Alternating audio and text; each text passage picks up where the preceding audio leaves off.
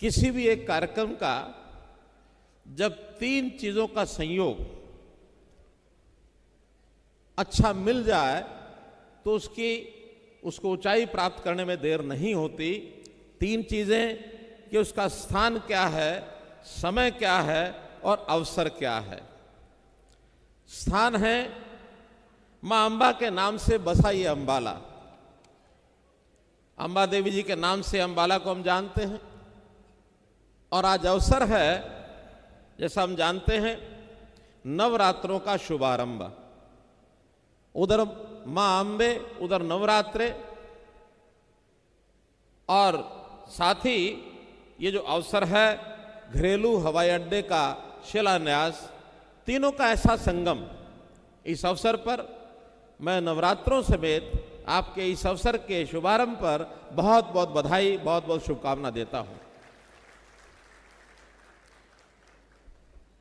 हमारे एयरपोर्ट जितने बन रहे हैं उसमें हिसार एयरपोर्ट का जैसा चर्चा की गई कि महाराज अग्रसेन जी के नाम से हिसार एयरपोर्ट है, और संयोग ऐसा है कि आज ही महाराजा अग्रसेन जी की जयंती भी है। इस अवसर पर भी आपको बहुत बहुत बधाई।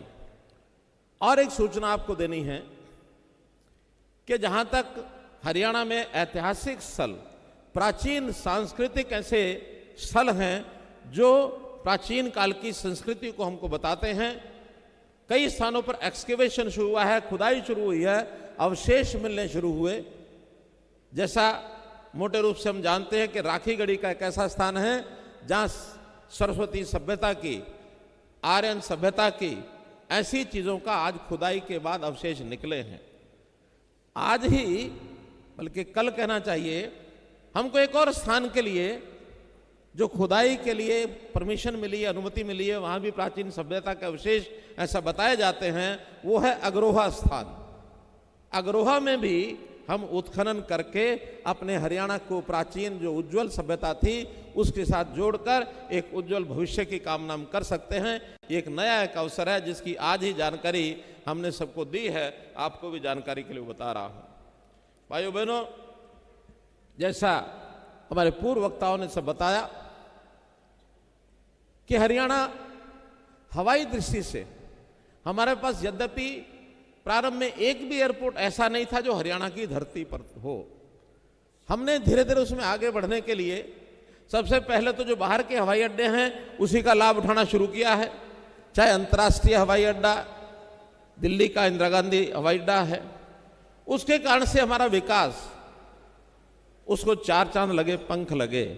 अगर मैं कहूं कि आज गुरुग्राम का अगर स्थान हमको एक महत्वपूर्ण हर दृष्टि से बना है, चाहे उद्योग के नाते, चाहे हमारी आर्थिक गतिविधियों के नाते, विकास के नाते, उसका एक बड़ा कारण कि देश और दुनिया के जो लोग हैं गुरुग्राम में दिल्ली से भी जल्दी पहुंच सकते हैं, वो अंतर्राष्ट्रीय हवाई अड्डे के कारण से है।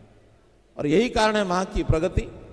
पूरा हरियाणा एक तरफ, अगर हम आर्थिक दृष्टि से, औद्योगिक दृष्टि से देखें तो गुरुग्राम केवल एक तरफ।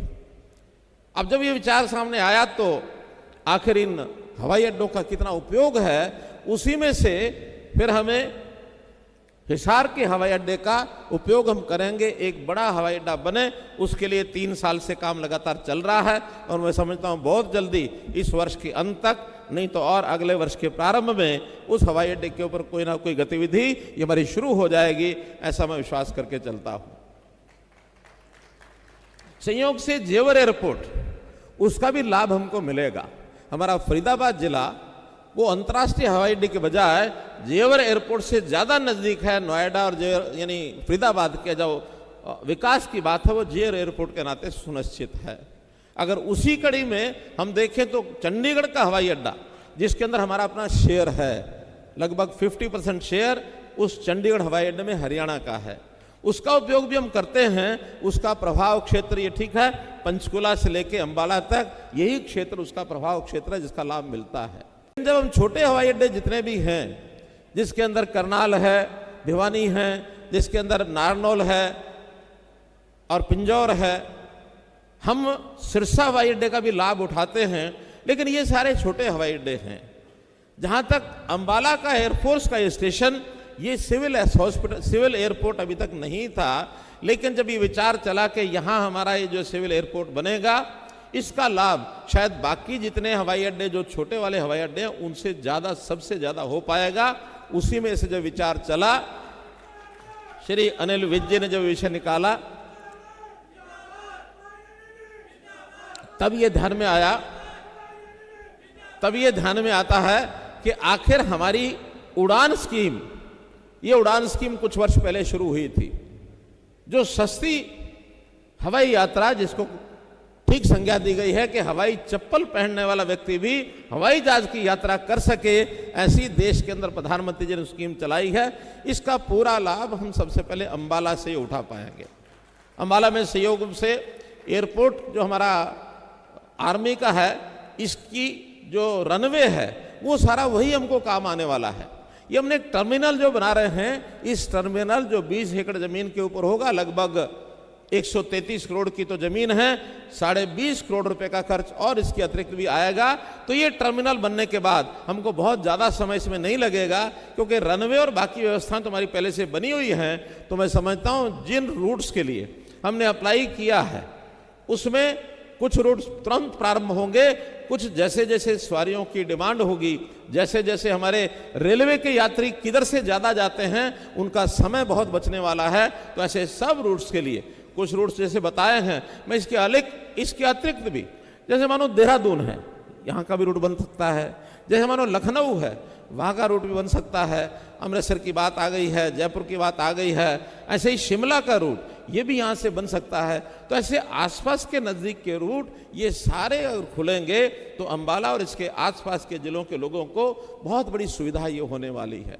और मुझे तो कई बार लगता है कि चंडीगढ़ का जो यात्री है, बजाय वो चंडीगढ़ एयरपोर्ट के, क्योंकि वहाँ की शायद उड़ान की परमिशन बहुत ज़्यादा नहीं मिलने वाली, जैसे डोमेस्टिक और बड़ी अंतर्राष्ट्रीय स्कीम जो हैं वो उड़ान चंडीगढ़ से अगर भरते हैं तो स्वाभाविक है जो हमारी डोमेस्टिक ये जो उड़ान है, उड़ान स्कीम के अंतर्गत जो हवाई यात्रा है, ये अंबाला चंडीगढ़ को भी सपोर्ट करने के लिए एक एयरपोर्ट ये बनने जा रहा है। तो मित्रों, मैं यही कहूँगा कि जहाँ कहीं एयरपोर्ट हो जाता है उसके साथ साथ निवेश, उसके साथ साथ उद्योग, उसके साथ साथ हर प्रकार की, चाहे वो आर्थिक प्रगति हो, चाहे अन्य इंफ्रास्ट्रक्चर की चीज़ें हों, स्वाभाविक आगे बढ़ती हैं। आज कोई भी देश और विदेश का अगर कोई उद्योगपति है, उसका समय बचाने के लिए उसको एयरपोर्ट अगर अंबाला की सुविधा मिलती है तो निश्चित रूप से अंबाला आकर के आसपास के क्षेत्र में निवेश भी करेगा, यहाँ के लोगों को रोजगार भी मिलेगी और यहाँ के लोगों का आर्थिक विकास भी होगा। इंफ्रास्ट्रक्चर के बारे में देश के प्रधानमंत्री जी की बहुत बड़ी स्पष्ट कल्पना है। वो कहते हैं चाहे रेल हो, रोड हो, हवाई यात्रा हो, अगर जब तक इसका निर्माण होगा तो विकास के फल बहुत नीचे तक पहुंचेंगे।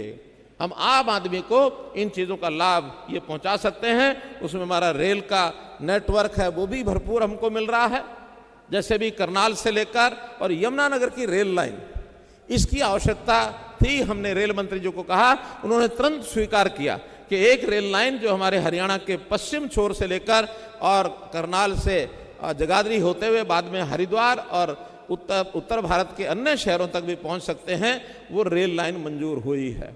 जहाँ तक नए राष्ट्रीय राजमार्ग हैं, इनकी भी भरपूर मात्रा, जब हमने राष्ट्रीय राजमार्ग के लिए अपने मंत्री नितिन गडकरी जी को जो कहा, उन्होंने तुरंत उसको माना।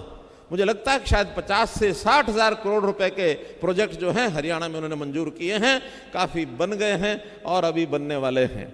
इसमें हम अगर अंबाला से ही देखें तो ये 152D जो यहाँ से लेकर के कोटपुतली तक शायद 4 घंटे में कोटपुतली पहुँच सकते हैं, जो कभी 152 के अभाव में और शायद 10 घंटे 8 घंटे में वहाँ पहुँचते होंगे, आज वो सीधा यहाँ से पहुँचता है। अंबाला का अगर बाईपास की बात करें, जिस यात्री को चंडीगढ़ से चल करके अंबाला शहर के अंदर से गुजर करके हरियाणा में जाना पड़ता था, आज वो बाईपास से, जो हमारा पश्चिमी बाईपास है, तुरंत निकल के जाता है। इसी प्रकार से पूर्वी बाईपास ये भी मंजूर हो गया, जो हमारे अंबाला से लेकर के और साहा तक के जा करके और वो मिलने वाला है। तो ऐसे सब तरफ की जो नेशनल हाईवेज बने हैं, इससे हमारे इस इलाके के लोगों का हर प्रकार का लाभ और सुविधा इसको होने वाली है।